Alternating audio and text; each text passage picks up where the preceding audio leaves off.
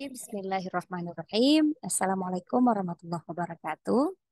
Oke, sahabat-sahabat mahasiswa semua, saya adalah Miho Susnol yang akan mengampu mata kuliah Bahasa Inggris untuk semester ini. Jadi, video ini adalah sebagai pengantar untuk materi yang akan kita pelajari besok di pembelajaran kita. Kenapa saya membuatkan video terlebih dahulu untuk kalian pelajari? Sehingga semua orang ketika masuk ke dalam kelas punya mindset yang sama, punya pandangan yang sama tentang materi, dan paling tidak itu sudah mempersiapkan kalian sedikit sehingga ketika masuk nanti kita bisa masuk langsung ke materi yang lebih tinggi, yaitu membahas soal atau membuat contoh atau berlatih bersama. Saya berharap ini dapat menghemat waktu 2 jam kita di kelas itu bisa langsung kita pakai untuk praktek. Jadi saya harap setiap kalian menonton dengan baik, memahami dengan baik. Jika ada pertanyaan, kalian ingat dan tulis sehingga ketika kita sampai ke kelas nanti, kalian bisa bertanya. Kepada saya juga, bagi yang menonton ini via YouTube, kalian boleh bertanya via komen ya. Insya Allah saya akan menjawab ketika punya waktu luang. Oke, selamat mendengarkan dan mempelajari dengan baik. Oke, bahasa Inggris merupakan salah satu bahasa yang ada di dunia ini, di mana paling banyak digunakan oleh semua orang. Bahasa pada dasarnya, nih, seketika saya ngomong ini pakai bahasa Indonesia, bahasa itu terdiri dari yang paling unit kecil yang bisa kita pahami itu disebut dengan kalimat, ya kan? Kalimat dibagi lagi, terdiri dari ada subjeknya. Jadi kita bisa buat sentence, sentence sama dengan subjek tambah verb atau predikat. Ini dalam versi bahasa Inggris. Contoh bahasa Indonesia, kita akan coba buatkan dalam tabel ya, biar semua mudah membandingkan antara bahasa Indonesia, bahasa Inggris, bahasa Aceh. Bagi yang memang orang Aceh. Ya, coba lihat sama-sama. Contoh dalam bahasa Indonesia. Ini Indonesia. Kita akan bilang, saya suka kamu. Bahasa Aceh, lon, galak, galak, gata. Bahasa Inggris, saya, love, I love, I love you. Bahasa Arab, contoh nih, bahasa Arab ini, karena ini kata yang saya rasa semua bahasa kita bisa tahu ya kan. Ana, uhib, uhib, buka, atau ki, tergantung laki-laki dan perempuan. Nah, kita bisa lihat di sini bahwa bahasa Indonesia kita punya subjek nih, balik lagi Eh, balik lagi ya. Nah, subjek ini sentence, sentence, sentence ini adalah kalimat. Kalimat itu yang kita ucapkan ya, yang kita ucapkan sekarang. Saya suka kamu. Itu sebuah kalimat. Kata saya ini, saya, nah ini saya, itu adalah subjek. Mari, subjek, pelaku. Pelaku itu adalah yang mengerjakan pekerjaan. Saya yang mengerjakan pekerjaan. Itu namanya subjek. Terus apa yang si subjek kerjakan? Apa sih yang saya kerjakan? Suka. Nah, kata suka itu adalah verb atau predikat bahasa Indonesianya. Atau fi'il dalam bahasa Arabnya. Bahasa Acehnya kata kerja juga sih pelaku. Karena kita ya kurang memahami grammar bahasa Aceh ya kan. Saya suka kamu. Nah, bahasa untuk verb itu sendiri kita punya dua jenis.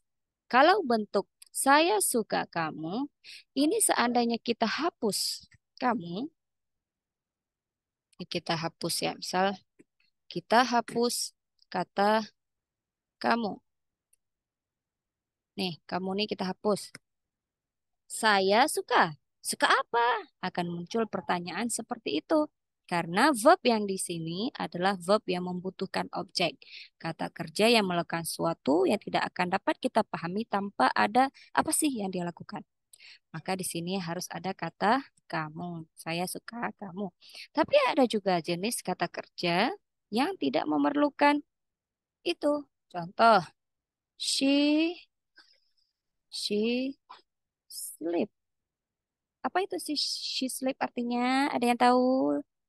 Artinya adalah, ayo, saya tidur. Oh, kok saya? Dia tidur, ya kan? Ini, kita ketek, ketek, ketek, ketek, ketek. She sleep artinya dia tidur. She sleep ini dia tidak memerlukan yang namanya, tunggu, kita buat ke bawah ya, biar enak lihatnya. Ini contoh, she she sleep. Wait, wait, wait. Sini. She sleep. Dia tidur. Nah, she sleep. Dia tidur. Sleep ini juga verb. Nih, sebenarnya kemarin. Tapi di sini ketika dia bilang dia tidur, nah, sleep sama dengan verb, tidur juga verb bahasa Indonesia ya. Tidur di sini tidak membutuhkan objek. Karena setelah dia bilang, aku nggak bisa pergi besok ya karena aku tidur. Gak akan ada yang nanya, kamu tidur apa? Nah, tapi kalau dia bilang, aku nggak bisa pergi besok ya karena buat soal. Kamu buat soal apa? Nah, dia buat soal atau mengerjakan PR. PR apa? Akan menemukan pertanyaan-pertanyaan untuk memperjelas kalimat itu disebut verb transitive. Jadi, nah kita kembalikan ke, ini kok udah campur-campur ya. Wait, wait, wait.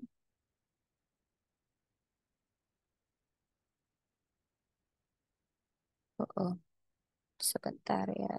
Apa-apa. Kita lanjut ke bawahnya aja. Biar enak. Nah, jadi setiap bahasa dia dimulai dengan struktur sentence sama dengan subjek plus verb. Kenapa enggak? Seharusnya kan plus objek, Bu.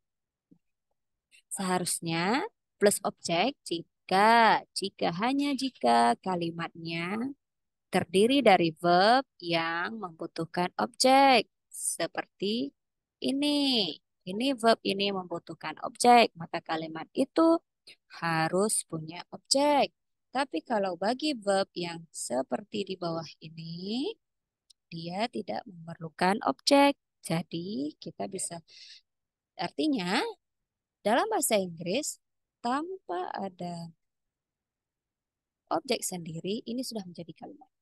Jadi kata she sleep ini sebuah kalimat. Dia tidur. Jadi kalimat itu sebenarnya bisa hanya terdiri dari dua kata. Asalkan dia punya pelakunya yang disebut subjek di sini. Aha, ini subjek pelaku dan ada verb, ada yang dilakukan. Karena kalau she itu masih satu kata. Tapi uniknya untuk bahasa Inggris ada kalimat yang hanya terdiri dari satu kata, verb aja. Push. Push. Tapi tandanya harus tanda seru. Tolak. Ini tolak adalah kata kerja, verb. Dan dia tidak punya she push, you push. Nah, sebenarnya ini adalah kalimat perintah. Kalau ditandai dengan tanda seru, itu kalimatnya tanda suruhan. Kalimat seru. Tekan. Artinya apa? You push. Seharusnya. Ada kata you di sini. Bukan kata sih, ada makna you di situ. Karena kita tidak akan menyebutkan perintah yang tidak ada subjeknya kalau tidak ada orang di depan. Jadi kalimat perintah ini hanya akan kita gunakan ketika si pendengar di depan kita. Contoh, kamu duduk, pintunya nggak tutup, tutup pintu. Kamu akan bilang gitu kan, tutup, matikan. Nah gitu, matikan, tutup, matikan. Itu adalah disebut sebuah kata, sebuah kalimat. Jadi kalimat seharusnya dalam bahasa Indonesia diawali apa? Kalimat itu adalah sesuatu yang diawali oleh huruf besar. Ini huruf besar, dan diakhiri titik. Ada titik di belakang kata tadi. Kalau dia pernyataan. Nah, sekarang ada juga kalimat yang pertanyaan. Contoh, kalau kalimat tadi kita pilih, contoh, tadi kalimat pernyataan beda dengan pertanyaan ya. I love you. Shoot, shoot. Titik. I love you. Kalau pertanyaan, do I love,